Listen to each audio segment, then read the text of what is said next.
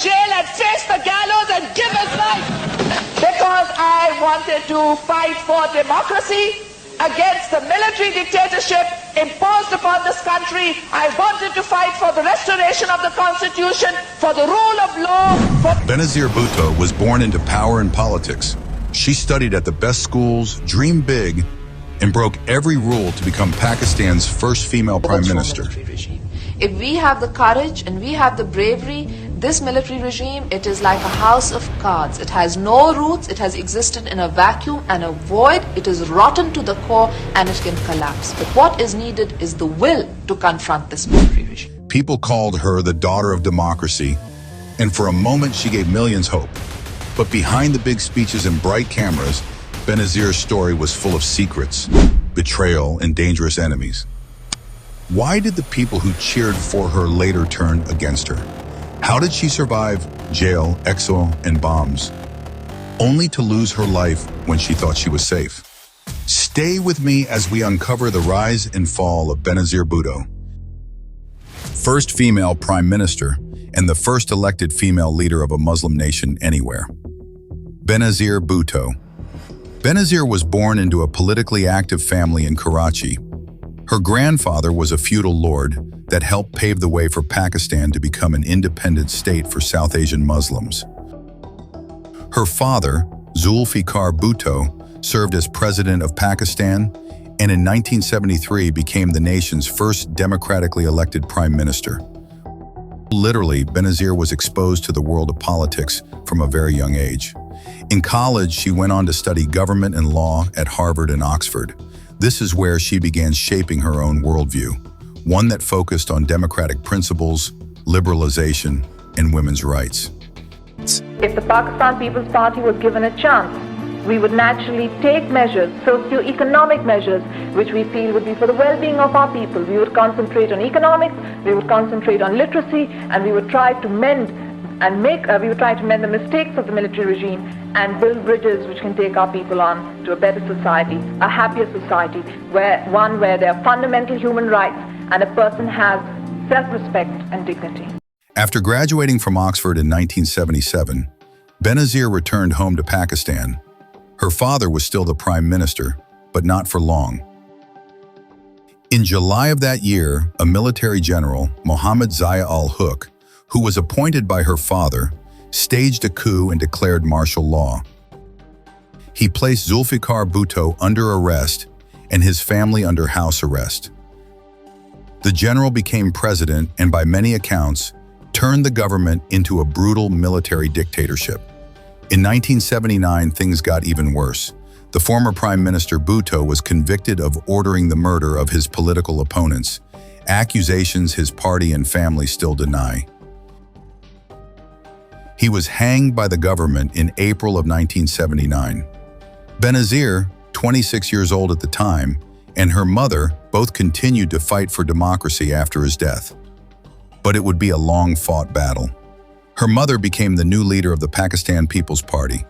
They focused their attention on calling out the military government while creating their own political platform.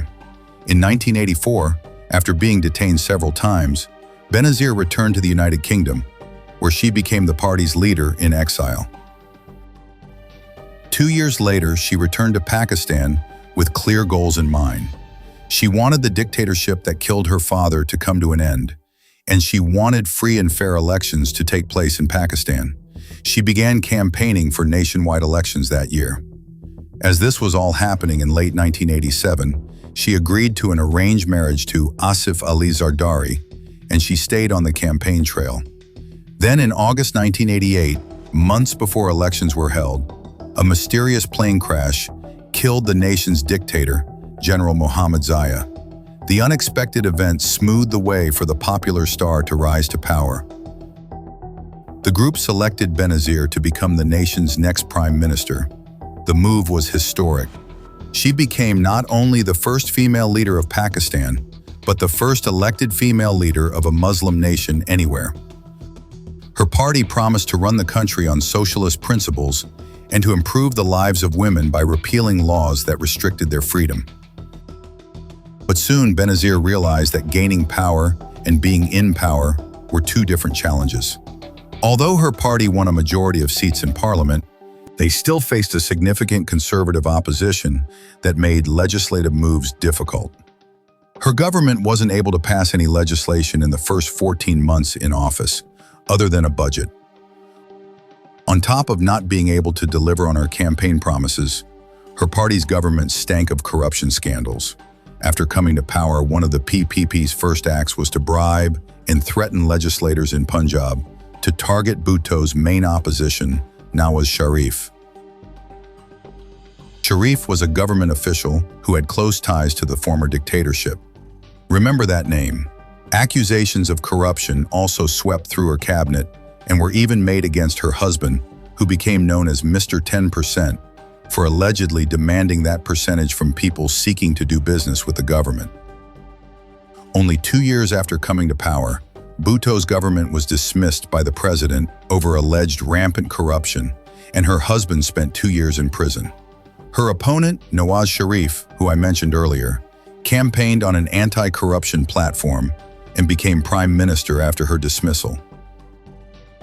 For the most part, she managed to hold on to her popularity, even as she defended herself from misconduct charges in court. But in 1993, she would get her chance again. Prime Minister Sharif was dismissed for his own corruption scandals that year, and Benazir once again became Prime Minister of Pakistan, this time by a much thinner margin. She didn't have a working majority in the parliament, and again was still unable to achieve much even in her second term. She also had to significantly raise taxes in the country to repay its huge debt to the International Monetary Fund. The tax increases made the public discontent. Then, another corruption scandal involving her husband shook her administration. In 1996, she was dismissed from office, and Nawaz Sharif, the former prime minister, became prime minister again. Bhutto left Pakistan on self-imposed exile as she faced corruption charges. In 1999, while still away from Pakistan, she was convicted and sentenced to 3 years in prison. During this time, another military coup ousted Prime Minister Sharif. General Pervez Musharraf became the new leader of Pakistan. According to experts, another brutal dictatorship had established itself. After the September 11 attacks in 2001, the dictatorship became an ally to the US's war on terror. But as the years went on, Musharraf faced pressure from the US and others to restore democracy in Pakistan. Meanwhile, another opportunity had presented itself to Benazir. In 2007, the general signed an amnesty deal that would allow Benazir to return to Pakistan after more than 8 years in exile. She was seen as the West's favorite candidate to restore democracy in the country, but because of her support for the US's war on terror and her liberal positions, she became a target in her own country. Upon her return, a suicide bomber attacked her homecoming rally. Nearly 140 people were killed in the attack, but Bhutto managed to survive. Bhutto remained defiant and continued to campaign for democracy despite the threat. But she didn't survive too much longer. After leaving a rally, Bhutto emerged from the top of her bomb-proof vehicle to wave to supporters. Moments later, she was shot at close range, and then a bomb went off. She was taken to the hospital, but later died from her wounds. Mystery has surrounded her death nearly a decade later. There have been many conspiracy theories. Benazir Bhutto led for a period of 5 years in total and was assassinated at the age of 54.